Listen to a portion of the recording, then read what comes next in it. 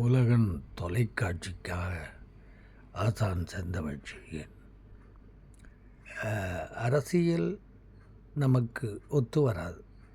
கவிஞர்கள், அறிஞர்கள் இவர்களுக்கெல்லாம் அந்த முறையில் தான் நாங்கள் எல்லாம் விலகி இருக்கிறோம். ஆனாலும் தமிழ்நாடு முன்னேற்றத்திற்கு யார் காரணமாக இருக்கிறார்களோ அவர்களுக்கு வாக்களிப்பது மட்டுமல்ல, அவர்களை வளர்ப்பதற்கு ஒரு பின்புலமாக நாங்கள் எல்லாம் இருக்கிறோம். அதனால் இதை நான் சொல்ல வேண்டியிருக்கிறது. அரசியலில் வேண்டாம், இலக்கியமும் கலையும் போதும் என்று இருப்பவன் நான்.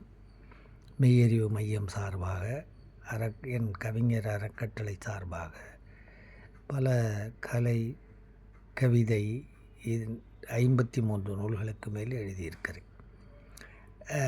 எனக்கு அந்த தகுதி உண்டு. தமிழ் இல்லாமல் என்னால் இருக்க முடியவில்லை. ஏனென்றால் அதுதான் என்னை மட்டுமல்ல, தமிழர்களையும் தன்மானத்தோடு வாழ வைத்து கொண்டிருக்க. அப்படி பார்க்கிற போது 50 ஆண்டு காலத்தில் தமிழகம் மிக முன்னேறி இருக்கிறது. அரசியலுக்காக பலர் பழித்து இழித்து பேசுவது அது அவர்களுடைய வேலை அல்லது அவர்கள் பிழைப்பு. வடநாட்டுக்காரர்களும் வேலை தேடி இங்கே வந்து கொண்டிருக்கிறார்கள்.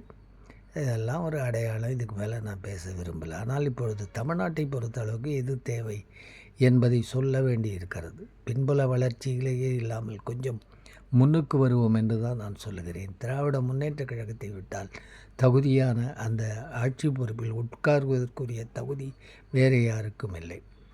அதே அவர்கள் உழைத்திருக்கிற உழைப்புகள் மிக அதிகம். குறைகள் சிலரிடம் பலரிடம் கூட இருந்திருக்கிறது. ஆனால் பல நேரங்களில் தவறுகள் நடந்திருக்கின்றன. ஆனால் குற்றங்கள் பெரிய அளவுக்கு இழைக்கப்படவில்லை. குறைகள் இருந்திருக்கின்றன. ஆகவே அவர்கள் செய்திருக்கின்ற நிறைவுதான் இன்றைக்கு வடநாட்டுக்காரர்களை தமிழகம் நோக்கி ஓடோடி வர வைத்திருக்கிறது.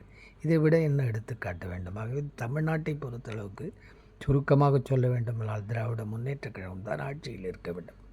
அடுத்த நிலையில் இருக்க அண்ணா திராவிட முன்னேற்ற கழகம் தான் தகுதியானது. ஏனென்றால் இந்த கலாச்சாரத்தை, பண்பாட்டை, தமிழ் மொழியை பிடித்து கொண்டிருக்கின்ற பெயரில் உள்ளதில் அடுத்த வலுவுள்ளது அது.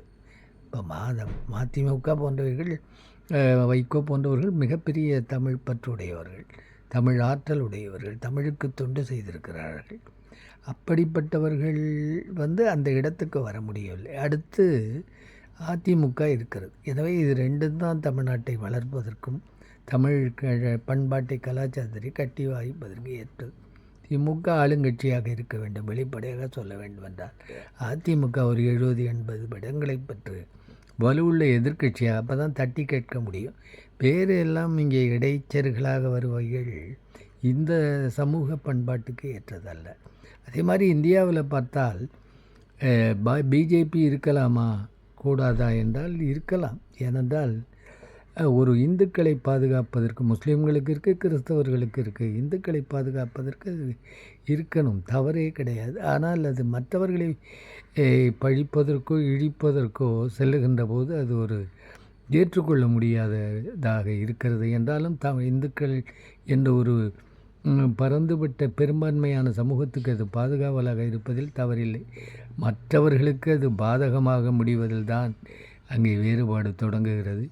எனவே அது சிறந்த எதிர்க்கட்சியாக இருந்து இந்தியாவை காப்பாற்றுகிற இடத்தில் இருக்கிறது. இல்லைன்னா கம்யூனிஸ்ட்டு போன்ற கட்சிகள் எல்லாம் சிறப்பானவை. ஆனால் காங்கிரஸை விட்டால் வேறு கதி கிடையாது.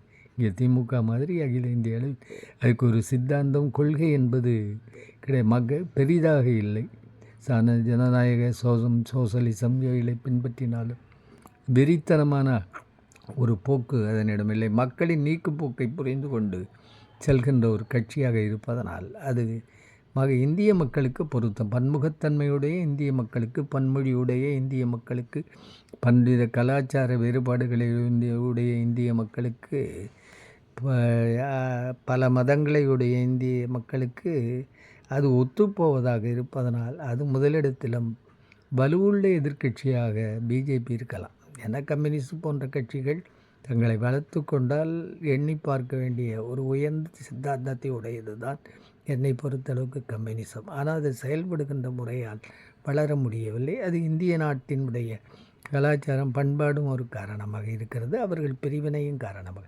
எனவே இந்த மத்திய நிலையை பொறுத்தவரை காங்கிரஸ் ஆளும் கட்சியாகவும் பிஜேபி நல்ல வலுவுள்ள எதிர்க்கட்சியாகவும் இருந்து செயல்புரிந்தால் இந்த நாடு ஆரோக்கியமானதாக இருக்கும் என்பது என் போன்றவர்கள் நம்பிக்கை.